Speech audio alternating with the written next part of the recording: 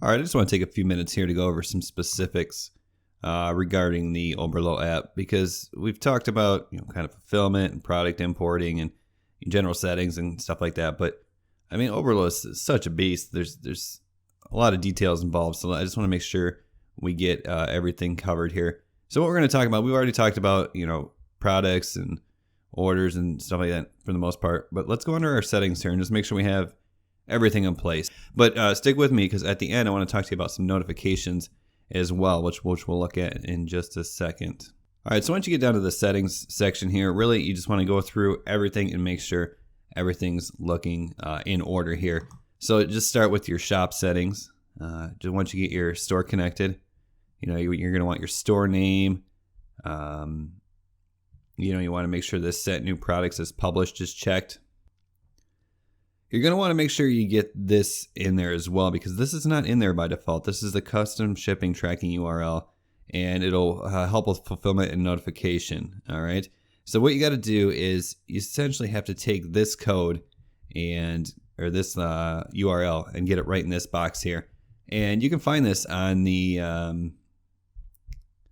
let's see, I was on a different tab here.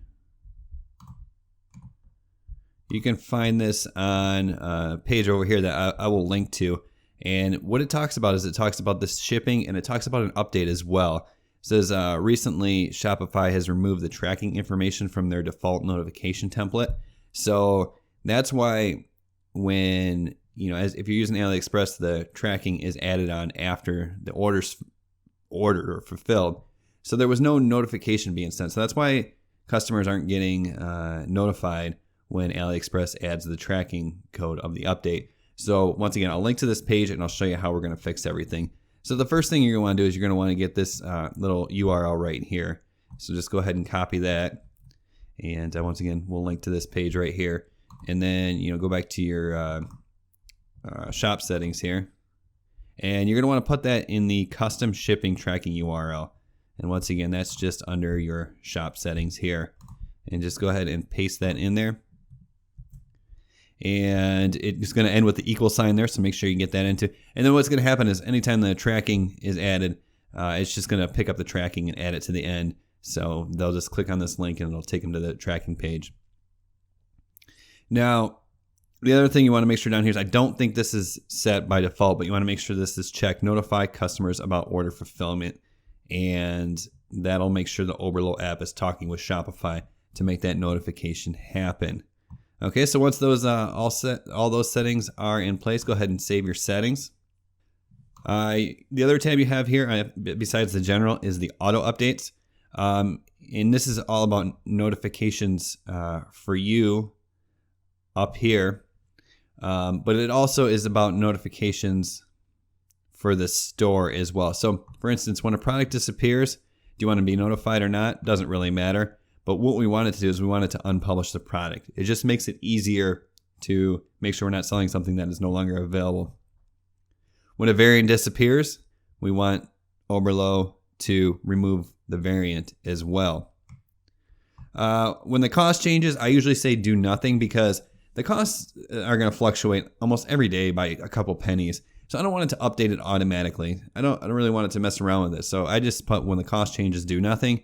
And then when inventory changes, it doesn't really matter here. I mean, you could update it automatically, I guess, as well, but I don't think it's really that important. So those are the settings, the two settings under, once again, your shop settings tab. So go ahead and save those. And then if we go back to our connected shops here, this is which we've already talked about. You can go down to, this is the actual Oberlo settings. This is not going to be your shop settings anymore. This is going to be your default Oberlo settings. And we already talked about the global pricing rules, where you can set, for instance, if your cost ranges from 0 to 50 cents, you can mark it up 11 times. And then you can also include a compare at price if you want. So this would say, basically, if it was 50 cents, it would mark the price up to 55 cents or whatever, and then it would mark the compare at price to $1.65 or whatever it is, $1.75, and so on and so forth. And you can set your global pricing rules all the way down as well. And this is fine for a little basis, but I usually adjust after this. But it's always nice to have a little set of global pricing rules assigned in there. And if you want to get really specific, you could probably get this to the point where you never had to, every time you import a product from AliExpress, it automatically set the price you want. I just didn't, this is just basic. I didn't mess around with it too much. With a lot of testing and making sure everything worked out, you could certainly get this to the point you want. And obviously, the lower the cost of the product, the wholesale cost, you want to increase your markup. And as the prices get higher, you don't want to mark it up as much. And remember, this does not include shipping as well, so keep that in mind. You can assign cents as well. So basically, this is your default cents. You don't have to have this. Like you can make something cost $5.38. But what I like to do is check this, and I like to say anything, for the normal price goes at 99, and anything at the compare at price, which is this column over here, goes at 50. And what you'd have to do is just check those and add it in there. And all we'll do is make the price end at 99 cents. It'll round up to 99 cents or 50 cents if it's a compare at price. So if a compare at price is $6.25 or $6.28, it'll mark that up to $6.50. And if it's an actual price and it's say like $9.39, it'll mark it up to $9.99. I recommend doing this as well. And I recommend doing with these actual numbers here, assigned cents on the left-hand column at 99 and assigned cents at the right-hand column at at 50 as well. So of course, go ahead and save those settings. If you go under suppliers, I didn't really change anything, so we'll just get out of there. This is for if you're using the Oberlo supply, which is their new beta auto fulfillment. You got to put your credit card in there as well. You don't have to do that if you're actually doing it through AliExpress still, because obviously AliExpress has your credit card on file. Now these settings are in place, and obviously if you're using the Chrome extension, you want your default shipping method to be ePacket, assuming you're shipping to the US. The override phone number will be your phone number instead of the customer's phone number, so just go ahead and put that in the box. And this is where you can have the custom note in there as well. A note that goes to all AliExpress suppliers. And you just say, drop shipping direct to customer. Please do not include an invoice or promotional material. And that'll automatically populate in the notes every time you make an order with AliExpress. And once again, that's under suppliers is where you enter that in. Under reporting, this is just basically if you want to receive an email report and what you want to include in your report. Really probably don't have to set anything up with that, just for the basic drop shipping. And then you obviously want your email address to be used in all messages to your customers. And it could be a Gmail like I did, or it can be, support at, your site or whatever you want it to do. And of course you can set your time zone to your local time zone as well. So those, essentially are the settings that you need to get established and set up correctly in your Oberlo, just to make sure we got everything, all the boxes checked. Now, the other thing I want to talk to about is, let's go to the other tab here.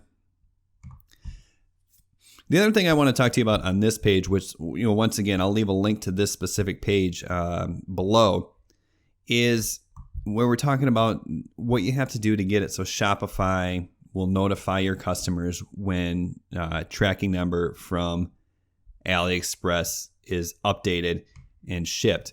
So basically what they're going to have to do is, because Shopify recently changed this, and this as I'm recording this video, this blog post or whatever it is on their Oberlo site, on their support page, is actually dated only 6 days ago. So this is obviously something that must have happened recently, and they just updated it, the 24th of February. So this is a new thing. But what you can do is, essentially what you have to do is change the code on your shipping confirmation.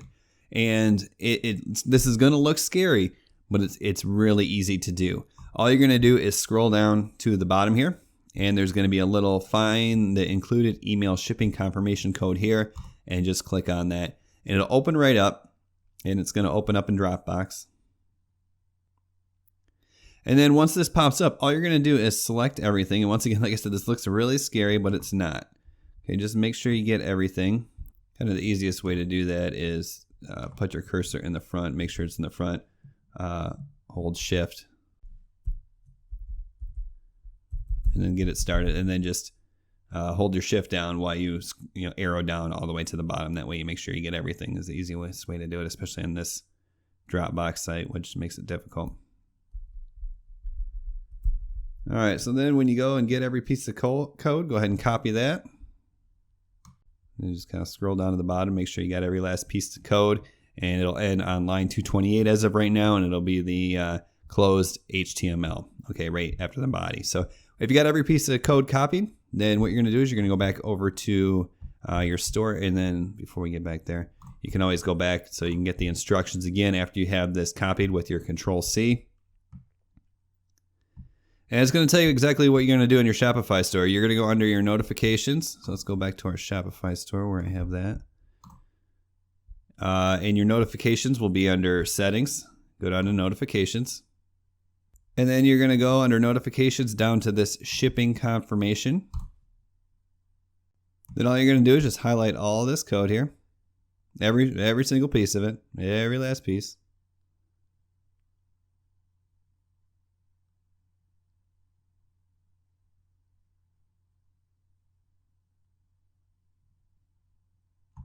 And delete all that code and make sure you're completely cleared out, and then just go ahead and Control-V, paste the code that you had previously copied in there, and then you are good to go. You can take off the leading space if you want, and hit save.